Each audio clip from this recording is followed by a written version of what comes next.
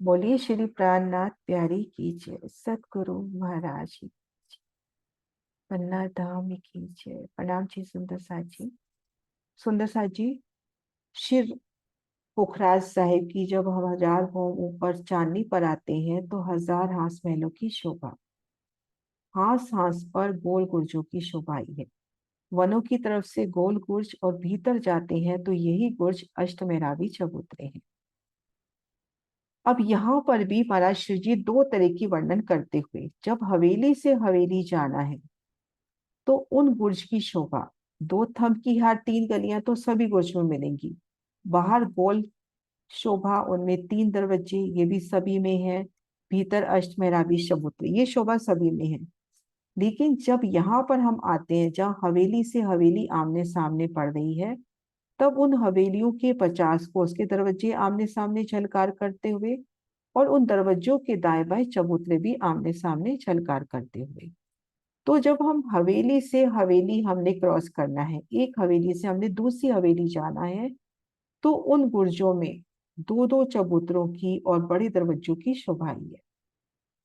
लेकिन जिस वक्त हम बड़े दरवाजे के हाथ में है, चारों दिशाओं के पूर्वों पश्चिमों उत्तरों दक्षिणों इन बड़े चबूतरे के हाथ में है, तो इन हाथ के दाएं बाएं जो बुर्ज आते हैं उनका वर्णन महाराज शिव जी इस तरह से करते हुए, और महामती जी की बड़ी वृत्त में भी यही वर्णन है कि जब हम इन गुर्जों में प्रवेश करते हैं तो हम जब हम इन दरवाजों में प्रवेश करते हैं तो हम नजर ऊपर करेंगे। इस नक्शे में अपने को ऐसा लगता है कि लंबाई में जगह ज्यादा है, चौड़ाई में कम है।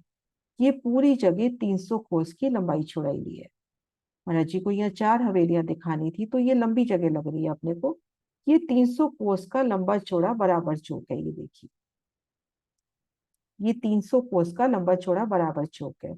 अब जब हम इस चौक में खड़े हैं तो छत हमसे 5 भोम ऊंची है।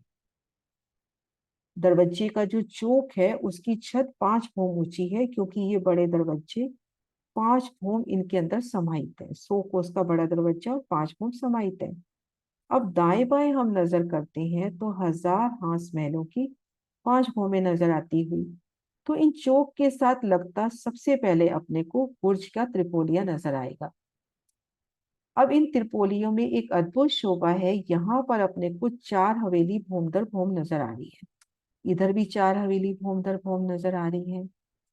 उन हवेलियों के मध्य 3 त्रिपोलिये भी भोम दर भोम नजर आ रहे हैं। अब प्रत्येक हवेली का मुख्य दरवाजा, उसके दाएं बाएं चबूतरे भी नजर आ रहे हैं। तो एक दिशा में अपने को 8 चबूतरे नजर आ रहे हैं। तो 16 चबूतरे एक भोम में, ऐसे भोम दर भोम अपने को चबूतरों की शोभा नजर आ रही है।